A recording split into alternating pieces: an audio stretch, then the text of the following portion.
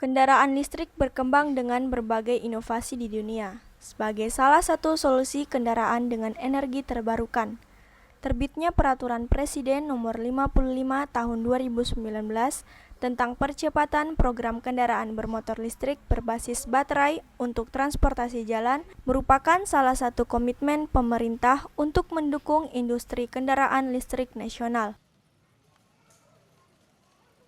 Ada beberapa keunggulan dari penggunaan kendaraan listrik, yaitu biaya kepemilikan, operasional, dan perawatan lebih murah.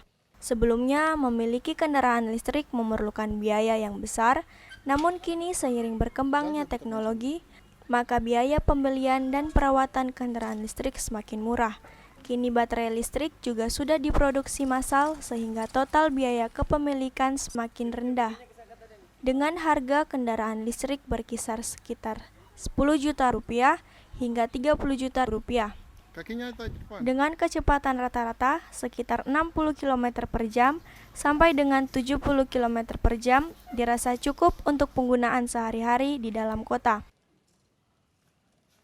Jika ditanya tenaganya, jangan diragukan.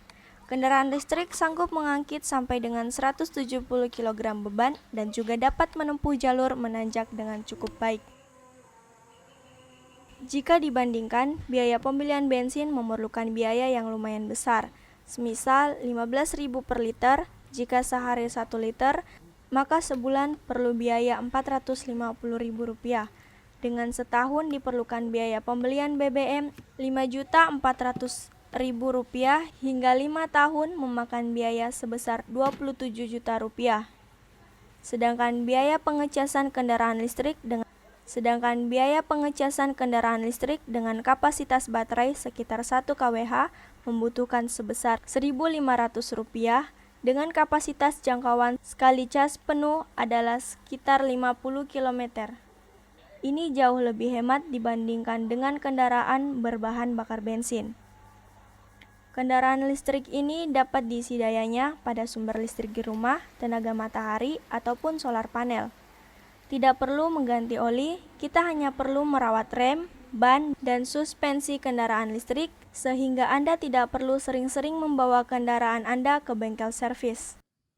Keunggulan lain kendaraan listrik juga lebih ramah lingkungan. Dengan menggunakan kendaraan listrik, Anda dapat mengurangi emisi karbon ke atmosfer, sehingga kendaraan listrik tidak menghasilkan karbon dioksida, gas beracun, atau asap.